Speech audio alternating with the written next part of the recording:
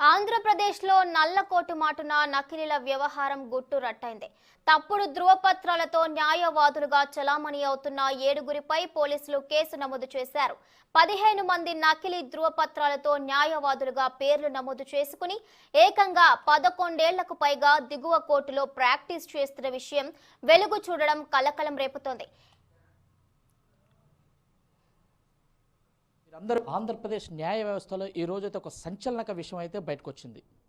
ఏదైతే నల్ల కోటు మాటున్న నకిలీలు అంటూ ఆంధ్రప్రదేశ్లో అయితే ఆంధ్రప్రదేశ్లోని న్యాయస్థానంలో ఇప్పటికి డూప్లికేట్ న్యాయవాదులు కాదు, గత 11 సంవత్సరాల పైగా కోర్టుల్లో వివిధ కోర్టులతో ప్రాక్టీస్ చేస్తున్నారు. వారందరికీ కూడా ఇప్పటికే రాష్ట్ర హైకోర్టు అయితే వీరందరూ కూడా ఫేక్ ఇప్పటివరకు కూడా దొంగ సర్టిఫికెట్లు నమోదు చేసుకుని వారంతా కూడా హైకోర్టులో గత వివిధ కేసుల్లో కూడా వాదోపవాదనలు కూడా జరిగినాయి వారి ద్వారా అని చెప్పేసి హైకోర్టు అయితే తెలిసింది. వారందరిపైన కూడా తుళ్ళూరు కోర్టులో అయితే ఇప్పటికే కేసు నమోదు చేయడం జరిగింది. సార్ చెప్పండి, ఏదైతే ఇప్పుడు ఫేక్ న్యాయవాదులుగా చలామణి అవుతున్నారో వాళ్ళందరిపైన కూడా ఈరోజు కోర్టులో అయితే అక్కడ కేసులు అయితే నమోదు చేయండి. దీన్ని ఏ కోణంలో మనం చూడాల్సిన అవసరం ఉంటుంది? ఇది ఒకప్పుడు న్యాయవాదులుగా ఎన్రోల్ అయ్యే వాళ్ళకి ఒక proper verification of the documents లేకపోవటం వల్ల జరుగుతున్నటువంటి అనర్థాలు ఇవన్నీ కూడా. న్యాయవాది వృత్తి అనేది ఒక స్వయం ప్రతిపత్తిగా సంబంధించినటువంటి వృత్తి. ఇది గవర్నమెంట్ సర్వీస్ కాదు. లైక్ డాక్టర్స్ లాగా వీళ్ళు కూడా ఒక ప్రొఫెషనల్గా వాళ్ళ స్వయం వృత్తితోటి పైకి రావాల్సినటువంటి. బార్ కౌన్సిల్ నిబంధనల ప్రకారం ఒక న్యాయవాదిగా నమోదు కాబడినటువంటి వ్యక్తి యొక్క సర్టిఫికెట్సు లా సర్టిఫికెట్ మినిమం డిగ్రీ గ్రాడ్యుయేషన్ చేస్తున్న తర్వాత లా చేయాలి.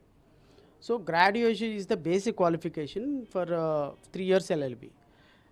ఈ ఎల్ఎల్బి సర్టిఫికెట్ వచ్చిన తర్వాత గ్రాడ్యుయేషన్ తీసుకొని 10+2 అంటే 10th క్లాసు ఇంటర్మీడియట్ తీసుకొని ఎన్రోల్మెంట్కి వెళ్ళినప్పుడు ఎన్రోల్మెంట్కి సంబంధించి ఎన్రోల్మెంట్ చాలా వేగ్గా ఎన్రోల్మెంట్ చేయటం, వీళ్ళు ఒకసారి లాయర్గా నమోదు కాబడిన తర్వాత వాళ్ళ సర్టిఫికెట్లు వెరిఫికేషన్ చేసే ప్రొసీజర్ ఇంతకుముందు లేదు. అంటే ఇప్పుడున్న ఏదైతే ఇప్పుడు ఫేక్ లాయర్ ఏదైతే దొరికారో వీళ్ళకి ఎటువంటి శిక్షలు పడతాయి, అంటే వీళ్ళతో పాటు రాబోయే మళ్ళీ వచ్చే వాళ్ళకి ఎటువంటి సూచనలు చేస్తారు? చాలా వరకు బార్ కౌన్సిల్ ఇప్పుడు వెరిఫికేషన్ చేయడంతో చాలామంది నకిలీ న్యాయవాదులు గుట్టు బయటపడే పరిస్థితి ఉంది. ఇప్పుడు ఈ ఒక్క న్యాయవాదులే కాదు, బహుశా ఆంధ్రప్రదేశ్ రాష్ట్రంలో నాకు తెలిసి కొన్ని 100 మంది ఫేక్ అడ్వకేట్స్ ఉన్నారు.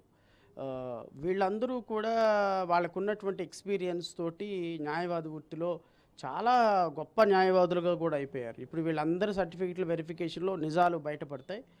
ఒకవేళ కనుక వాళ్ళు ఫేక్ సర్టిఫికెట్లు పెట్టి చేశారు అంటే 420 సెక్షన్ ప్రకారం అది చీటింగ్ అవుతుంది. ఫ్యాబ్రికేషన్ ఆఫ్ డాక్యుమెంట్ 471, 473 వీటన్నిటితో నాకు తెలిసి 10 సంవత్సరాల వరకు జైలు శిక్ష పడే అవకాశం ఉన్న కేసులు వీళ్ళ మీద పెట్టచ్చు. ఇది తాజా పరిస్థితి. ఏదైతే ఇప్పటివరకు దొరికినటువంటి నకిలీ న్యాయవాదులందరికీ కూడా తప్పకుండా చట్ట ప్రకారం వాళ్ళందరికీ శిక్ష పడుతుంది.